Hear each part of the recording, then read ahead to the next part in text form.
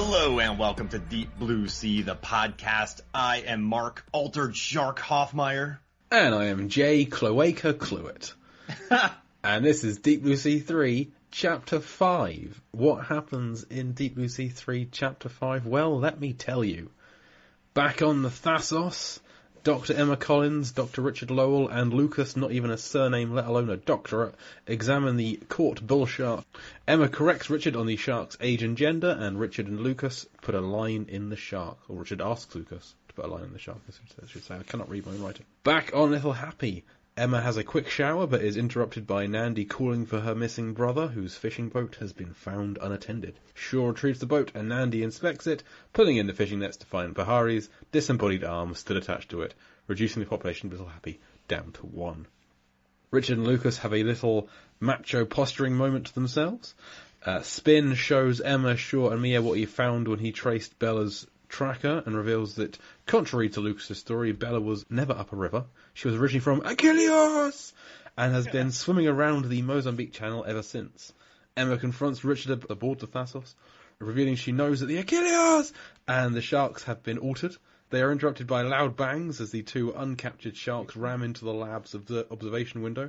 Richard wants to try and sedate them, but Lucas issues a kill order instead. To deter the sharks... they maneuver their captive shark on a hoist over the water, and Richard points a harpoon at its head.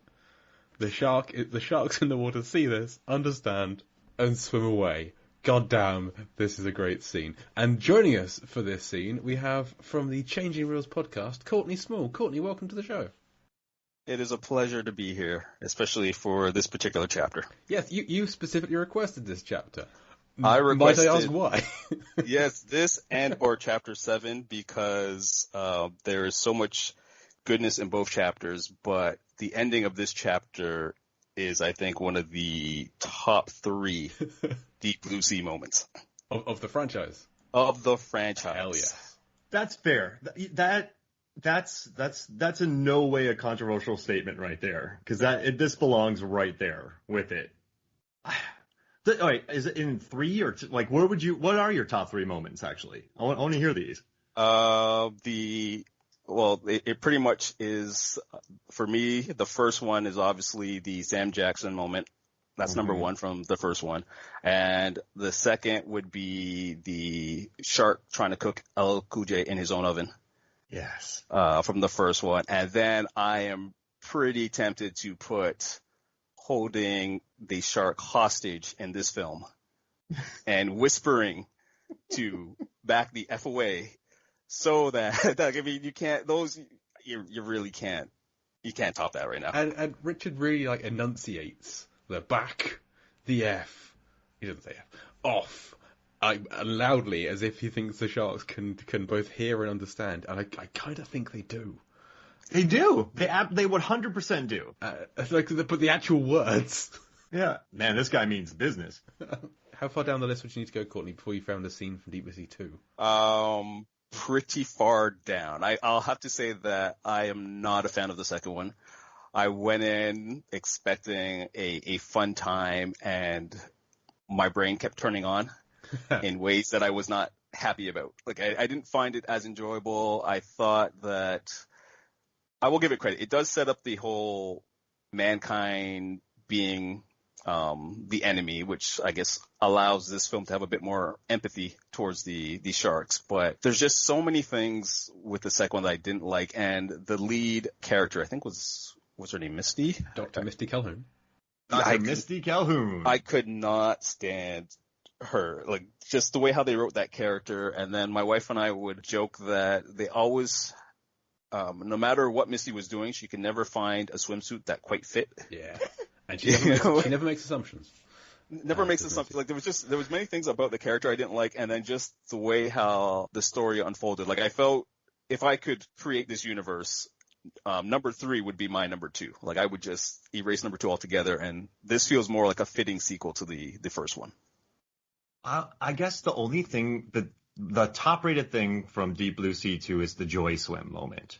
Where the sharks are going where the sharks go on a joy swim. Because I I've never heard that phrase before. And it's like a joy ride, joy swim.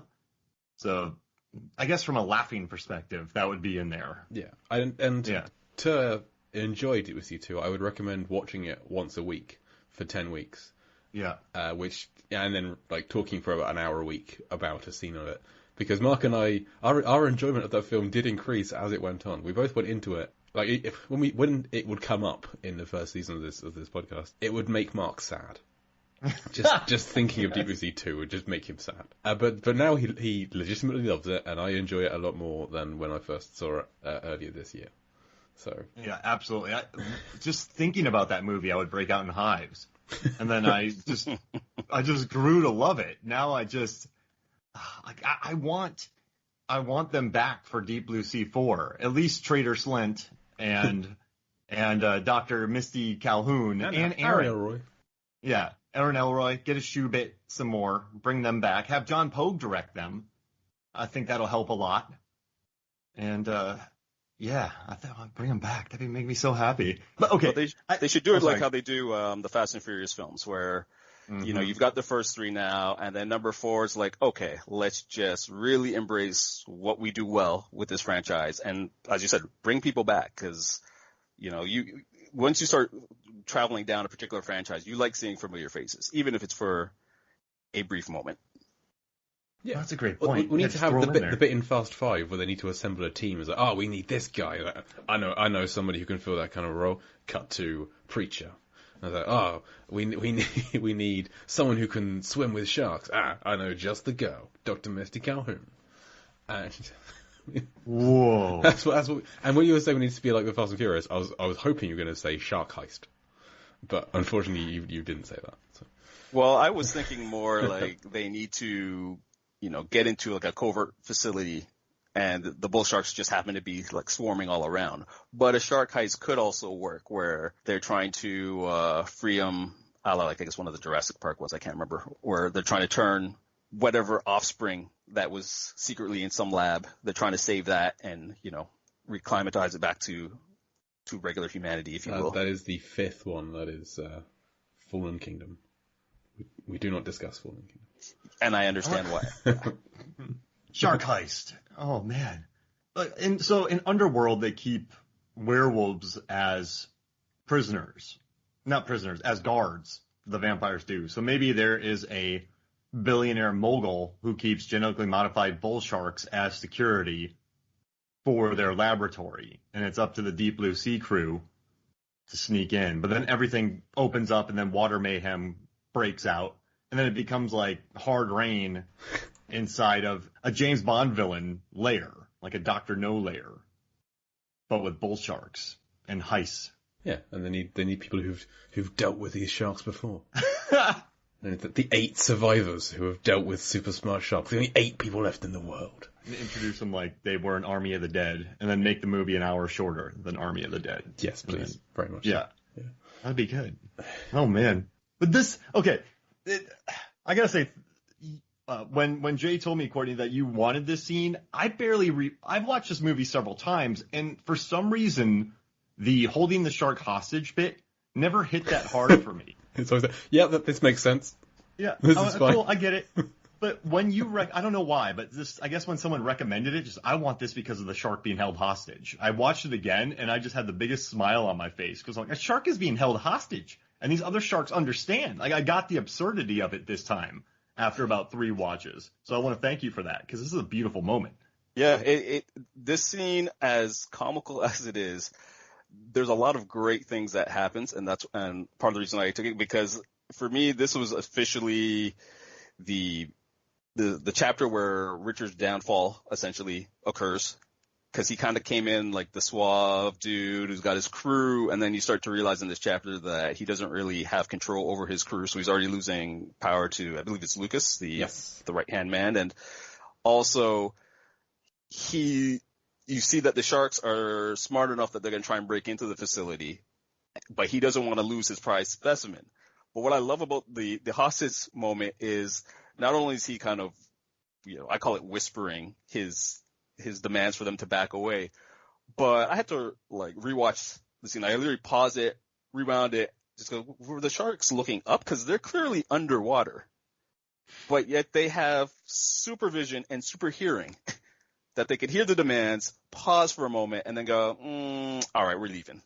We'll come back to fight another day. Like you win this round. Exactly. It was just how everything plays out, and everyone's so shocked about. Oh my gosh, like they understood. I'm thinking, how did they see that from under there? Like they've got amazing vision, and as I'm not going to spoil later chapters for your other guests, but again, their vision comes into play. But when that later on, it makes more sense because they're right up to a particular thing. But there's a good distance. They're underwater, and they could see and in theory hear what was going on, and they knew enough to back away. I would love it if the sharks just slapped the water in frustration when they were swimming away. Just turn around and a quick slap out of frustration, like, "Oh, you got me this time." Well, they spray Richard and Emma with water, just like at SeaWorld kind of thing. Just swim away. I just love it. I mean, this is I just love that the script writing in this. Someone went, I'm going to put a large dart next to a genetically modified bull shark's head, and the other two bull sharks are going to be like, oh, we get it. Cool. This makes sense. And swim away. And it got me thinking. So I want to have you rank a few things for me, Courtney. I don't know if I'm going to give you a few scenarios, and I want you to rank them for me. So the stop or I shoot myself scene in Blazing Saddles, where he holds himself hostage. Mm-hmm. Then I have the shoot the hostage scene in Speed. Then we'll do the sudden impact, Make My Day. Let's see. And then I'll add Deep Blue Sea 3, Richard and his gun. And for fun, let's do Big Trouble in Little China, where Jack Burton misses the knife throw. And Lo Pan looks at him like, what? So we've got our last place. Okay. Yeah. So we have like a hostage. We have like a weapon to someone's head scenario. And if you don't like those, I can add in the Die Hard. I can add in Die Hard or Lethal Weapon. I took those out. But Blazing Saddles, Speed, Sudden Impact, Big Trouble in Little China, and Deep Blue Sea 3, hostage scenario, weapon to head. How would you rank those? Well, first I would like to say I'm impressed that you would rank the scene up amongst Blazing Saddles, Speed, and Big Trouble in Little China. Sudden Impact, let's not talk about that film because, when I think of Sudden Impact, I'm going to rank that the bottom, because when I think of Sudden Impact, I think of a helicopter landing on a sheet of ice in an arena and the ice not breaking. I don't know, me being Canadian and having, been indoctrinated to that, hockey is a thing up here, I just find that absolutely ridiculous. And that movie in general is ridiculous, although apparently they made a sequel, which I'm going to probably end up watching. You're thinking of Double Impact. No, Sudden Death. Sudden Death. Yeah, sorry, you're thinking of Sudden Death. Yes. Sudden Impact is Sudden Impact's the Harry Callahan. Yeah, Make My Day. Okay, sorry. Yes, I was thinking of the Van Damme. God damn it, my correction was wrong. Well, listen, Sudden Death features JCVD playing goalie and fighting a mascot in the kitchen. Yes. It was tailor-made for me. But yeah, I get the ice scene for sure. Yes, so I had a JCVD film I was correcting with. It was just the wrong word from the title. Yeah. Well, you're thinking what, Sudden Impact? No, wait. I said Double Impact instead the of one where Sudden he plays Death. his twin. So you combine these two classic. JCVD films, you get this Clint Eastwood film. There we go. Whoa. Yeah, so how would you rank these 5? Oh, see, now this is a tough one. I would put Blazing Saddles first, because that scene is just great. Yeah. I want to put Big Trouble in Little China. I know I'm wrong. It's fine. Then put Deep Blue Sea third. Oh, yeah. I would put Sudden Impact and then probably Speed. As much as I love Speed, I would put that the last of the 3. Shoot the hostage. Oh, I love it. And I agree. And I love Jack Burton misses that knife and Lo Pan looks at him like, what? Yeah.